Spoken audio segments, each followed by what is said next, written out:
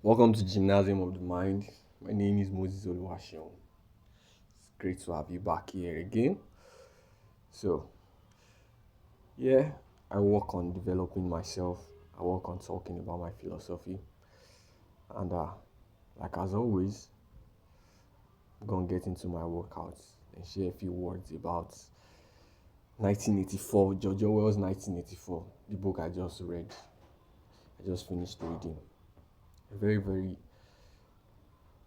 sad piece of literature. Very scary.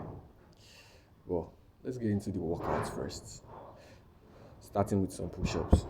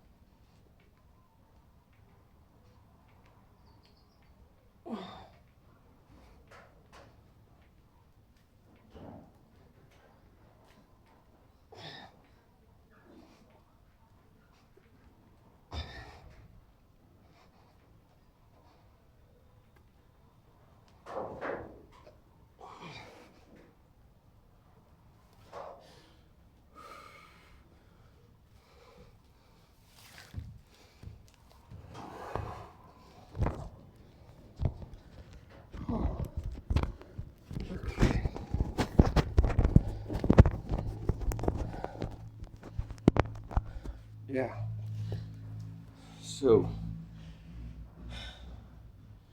starting today with George Orwell's 1984. I mentioned this book about a month ago. I was starting the book a month ago. But then I stalled on it for quite a bit.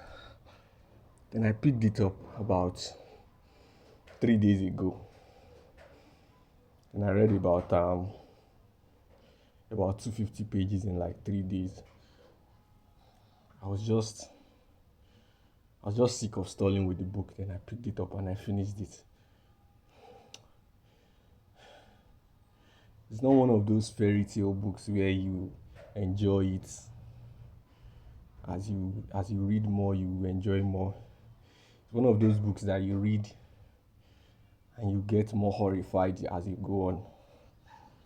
You get horrified and more horrified, but you just want to find out what happens in the end. This is worse than a tragedy. It's no tragedy. It's way worse than a tragedy. It's a book set in a dystopian time. The time is 1984 in the book, as as referred to by the title of the book. Well, it's much more than just the title. In this time, there is the government watches over everything. The government is the party. It's called the party in the book. And the government watches over everything. The government sees everything you do. Government observe everything you do. You can't talk against the government. You can't think against the government. You can't mutter any word of displeasure against what the government is saying or doing. And everybody just agrees with it. Everybody just goes along. Whatever the party says is the truth is the truth. But we have our protagonist or our narrator, Winston Smith, who doubts everything that is going on in his society, where everything that the government says is the truth. But he just looks and he's like, has things ever always been like this? Has things always been like this? I mean, there has to be a time where things were not this bad,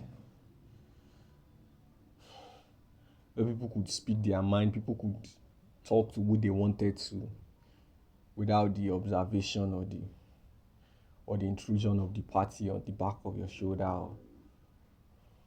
or telling you what to say, what to think, what to breathe, what to eat. It's a story. It's a very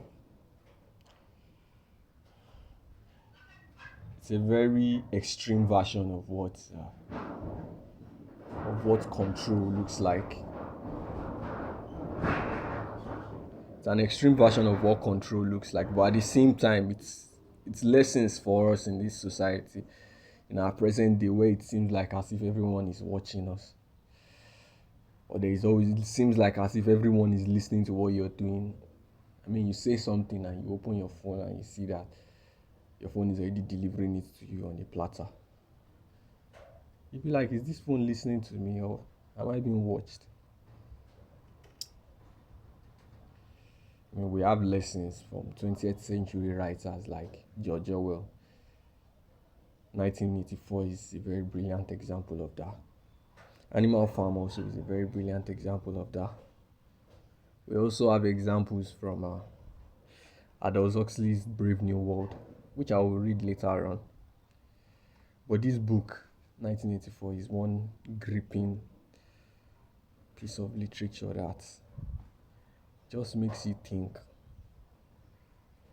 just makes you imagine that are we living in this world? You just want to just disagree that humanity cannot get that bad. Humanity cannot get that bad. But at the same time, when you read it, you feel like there is some essence of truth in what the man wrote. That was some novel. That was some piece of literature. That was some piece of work. So some backstory to the book is um, George Orwell had just come back from the Spanish Civil War, and he had witnessed the horrors of war, and he witnessed the tremendous amount of misinformation that was going on in the war, and how much people were unaware of what was actually going on in war. It just brings to mind the current conflict that is going on in the world, the US-Iran war, how much misinformation is being parried around. And most people believe that the US is winning the war because that is what the president says. And we are supposed to believe that the US is stronger. I mean, but what is actually going on? Are we just only seeing what they want us to see? Are we actually seeing the objective truth of what is going on? The more I think about the book I just read, the more I look at the parallels in our society, the more I get disturbed. That aren't we living in an Orwellian world?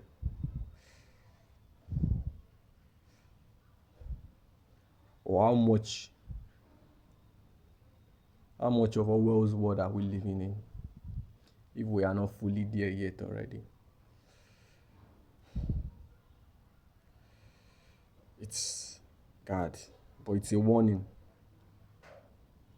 It's a warning. I don't want to believe that we're there yet. I don't want to believe that things are that bad yet. I just want to believe that there's still hope. Like the character in the book, Winston, even till the very end, he believed that just at the very back of his mind, just somewhere that could not be penetrated, it was there. It just was there. It's that same kind of hope that I hold out. That it's there. Just just somewhere, even if just a very small space. It's there. There are a lot more themes in the book that I will not be able to fully address in this video. But I would very, very much recommend it. However, a caveat, it's not for the faint of heart. It's not one for the faint of heart. So yeah, that's a few words for today, and to end this video, I'm gonna do some squats like I usually do.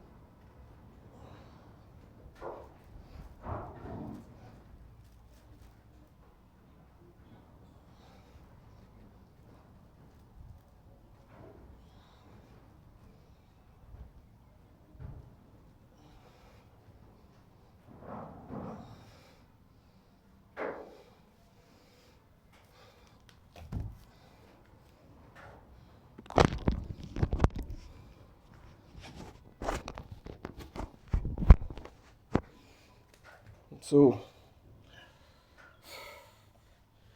that's my 2 cents for today, and I hope you find this insightful. Like, share, and subscribe to my YouTube channel for more like this. See you around next time. Ciao.